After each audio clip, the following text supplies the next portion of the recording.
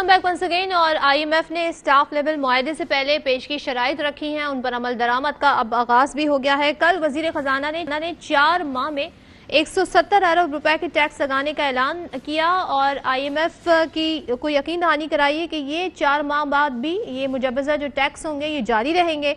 इस तरह एक साल में 500 अरब रुपए की रकम बनती है।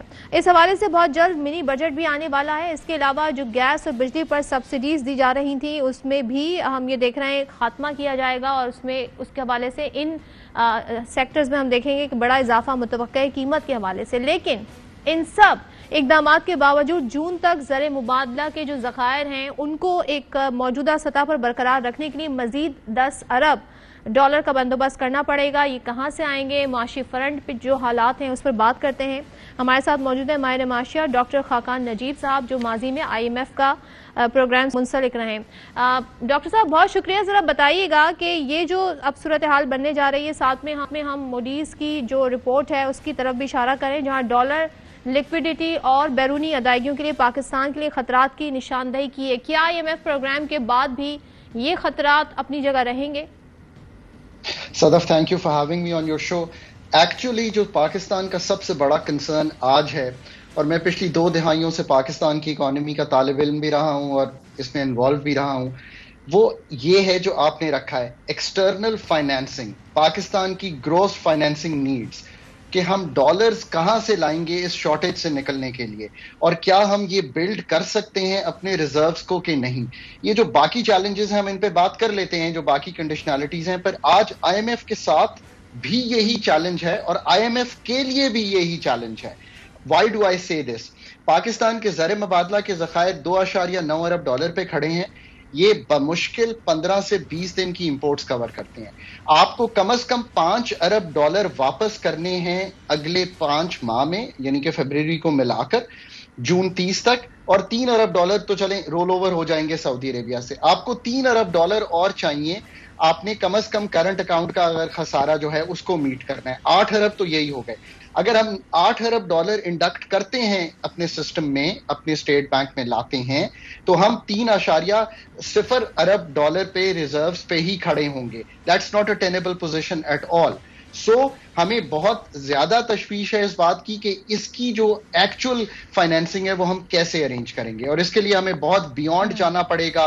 The IMF, of course, China, UAE deposits, state bank deposits with Saudi Arabia, multilateral deposits, multilateral loans जो हम प्रोजेक्ट्स के लिए लेते हैं, हम प्रोग्राम्स के लिए लेते हैं, हमें कमर्शियल रीफाइनेंस कराना पड़ेगा। ये तो है टास्क, बट इससे भी बात सदफ बनेगी नहीं। पाकिस्तान को अपनी डेट रीप्रोफाइलिंग पे आज से ही काम शुरू कर देना चाहिए।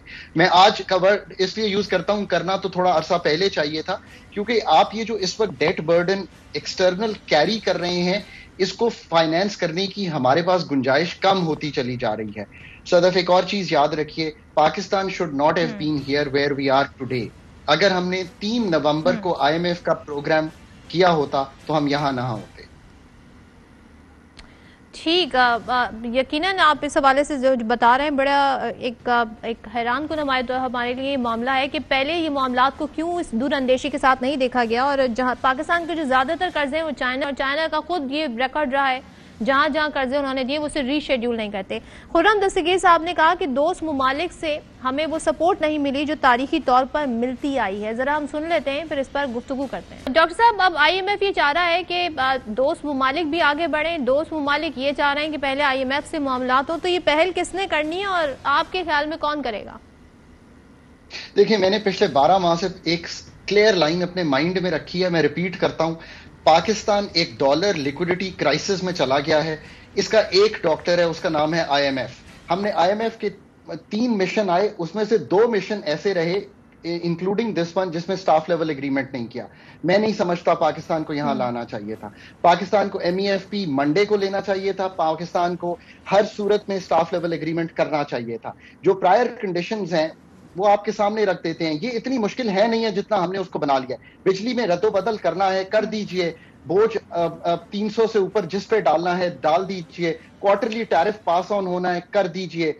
آپ گیس میں ایک 1620 ارب کا خسارہ رن کر رہے ہیں, اس کا فلو توڑنا ہے, توڑ دیجئے. یہ گیس کون استعمال کرتا ہے؟ 25 سے 30% وہ آبادی استعمال کرتی ہے جو رچ ہے. ڈال دیجئے ان پہ بوجھ. جو مڈل کلاس ہے ڈال دیجئے ان پہ بوجھ. آپ نے تیسرے کچھ ٹیکسز لگانے ہیں. ایسی کیا مشکل ہے کہ آپ ریٹیلرز کو کہیں کہ ٹیکس دیں؟ ایسی کیا مشکل ہے کہ آپ ایگریکلچر انکم ٹیکس لگائیں؟ آپ ایک فلڈ لیوی لگا دیں, آپ امپورٹ پہ ایک لیوی لگا دیجئے. آپ اگر کمرشل بینکس کے کوئی ایب نارمل پروفٹس ہیں تو لے لیں. یہ آسان چیزیں ہیں, لوگوں نے اس کو ایک مشکل بنا لیا ہے. These are the easy things. یہ آپ کریں گے تو آج 3 ارب پہ نہ کھڑے ہوتے. آپ آج 3 ارب کی بجائے 1.2 ارب ڈالر لے چکے ہوتے دسمبر میں آئی ایم ایف کا. 2 ارب ڈالر ری فائنینس ہو چکا ہوتا. یہ دونوں ہی ملا کے آپ کو ریزروز کو کم از کم یہ وہ اقدامات ہیں نا جس کے لیے ظاہر ڈاکیومنٹیشن کرنا پڑے گی. آپ اسحاق ڈار صاحب کی معاشی پالیسی کا کیا رول دیکھتے ہیں؟ اور یہاں پر ایک چیز ذرا ہمیں بتائیے گا. آپ تحریک انصاف کے اوپر بلیم ڈالتی ہے موجودہ حکومت. وہ یہ کہتے ہیں ہمارا پروگرام تو آئی ایم ایف سے سپٹمبر 2022 میں ختم ہو رہا تھا, آپ چاہتے تو آپ نئے سرے سے آغاز کرتے, آپ نے اسے ہی کیوں کنٹینیو کیا؟ تو یہ کس حد تک درست ہے؟ ذرا اس پہ روشنی ڈالیے گا. اور پالیسی سے اتفاق کرتے ہیں جو اب تک رہی ہیں اسحاق ڈار صاحب کی. دیکھیں, ایک چیز تو بڑی کلیئر ہے اب تک کہ ہم انحراف کرتے رہے ہیں آئی ایم ایف سے پچھلے 12 ماہ.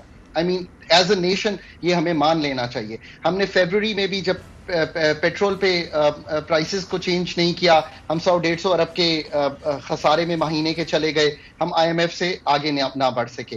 پھر اگلا بھی جو تھا اس میں ہمیں کئی ماہ لگے کہ ہم نے پیٹرول سے واپس لی وہ سبسڈی. اگست 29 آ گیا, ہم نے ایک ریویو کمپلیٹ کیا. اگلا ریویو تھا نومبر میں, وہ بھی آج ہم 11 فروری میں آپ سے بات کر رہا ہوں, ٹھیک 101 دن گزر گئے ہیں اس بات کو. 101 days have passed. پاکستان کی جو معیشت ہے وہ اس صورتحال میں نہیں ہے کہ وہ اس کو سہ سکے. سو یہ سارا آپ کے سامنے ہے. I think it is easy to understand. Of course ایک پولیٹیکل انسرٹنٹی ہے ملک میں, اس کی وجہ سے یہ فیصلے لینا میں سمجھ سکتا ہوں انکمبنٹ گورنمنٹ کے لیے یہ ان پاپولر فیصلے تھے. بٹ اگر یہ لے لیتے تو ایکچولی ہائپوتھیٹیکلز میں اگر آپ جائیں تو سچویشن ریورس ہو جاتی. آپ کے اگر 7-8 ارب ڈالر کے آج ریزروز ہوتے, پورٹس پہ جو 9000 کنٹینر ہے وہ نکل آیا ہوتا, آپ کی ایکسپورٹس اتنی نہ گرتی بیکاز کاٹن آ گئی ہوتی, اسی طرح ریمیٹنسز اتنی نہ ڈراپ کرتی. تو وہ جو ان پاپولر فیصلے اس وقت نہیں لیے جا رہے تھے, تو ڈاکٹر صاحب ابھی بھی تو وہی ان پاپولر فیصلے لینے کے لیے ہی تیاری پکڑ رہی ہے نا حکومت. ذرا مجھے یہ بتائے گا, اب جو اقدامات اٹھائے گئے اس سے پہلے ایک رپورٹ میں بتایا گیا تھا کہ اس سال 20 لاکھ لوگ بے روزگار ہو گئے ہیں, 2 کروڑ لوگ خط غربت سے نیچے چلے گئے. اگر یہ حالات برقرار رہے تو 50% آبادی کا خط غربت سے نیچے جانے کا خطرہ موجود ہے. ایسے میں حکومت کیا اقدامات کر کے فیسیلیٹیٹ کر سکتی ہے؟ آپ نے دونوں چیزیں بہت اچھی رکھی ہیں صدف. پہلے کا آنسر کرتا ہوں. Let's give some credit to the incumbent government. کل حکومت نے جو کلیدی فیصلہ تھا جو ہمیں روکے ہوئے فائنینسنگ نیڈز کے بعد, میں پھر بھی کہوں گا ایکسٹرنل نمبر 1 ہے. نمبر 2 تھا کہ پاور سیکٹر میں آپ نے سبسڈی 118 ارب کی untargeted to zero rated industrialist دی ہوئی ہے. کل حکومت نے اس کو اٹھا لیا ہے. کل حکومت نے ایگریکلچر کو ایک ان ٹارگیٹڈ سبسڈی تھی اس کو اٹھا لیا ہے. ہم یہ خوشائن بات ہے, ہم اس کو سراہتے ہیں. جو نیپرا نے کوارٹرلی ٹیرف ڈٹرمن کیا تھا 300 سے اوپر اس کا بوجھ پاس کر دیا ہے. کل یہ جو فیصلہ لیا گیا ہے اس کو آئی ایم ایف نے بھی, میں آپ کو کہہ سکتا ہوں, اچھی نگاہ سے دیکھا ہے. کیوں؟ کیونکہ یہ ایک کلیدی پرابلم. آپ سم اپ کر دیے گا, میرے پاس ٹائم کم ہے. جی دوسری چیز اب یہ ہے کہ سوشل سیکٹر میں ہمیں بہت کچھ کرنا پڑے گا. وہ یوں ہے کہ ایک تو ہم نے اپنا انکم سپورٹ بڑھا کے 360 سے 400 کیا ہے. ہمیں منیمم ویج کو بڑھا دینا چاہیے.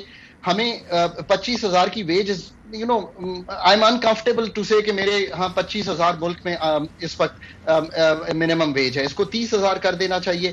ہمیں ایک فیول کارڈ کا اجرا کرنا چاہیے تاکہ اگر پیٹرول بڑھتا بھی ہے, جو صحیح ڈیسیجن ہے, ہمیں رکشا اور موٹر بائکس, ہمارے پاس ڈیٹا سیٹ موجود ہے, اس کو ٹارگیٹڈ سبسڈی کرنی چاہیے. اور آخر میں یہ کہوں گا کہ آپ کو فلڈ وکٹمز کے لیے ایڈجسٹر لے کر خرچہ کرنا چاہیے.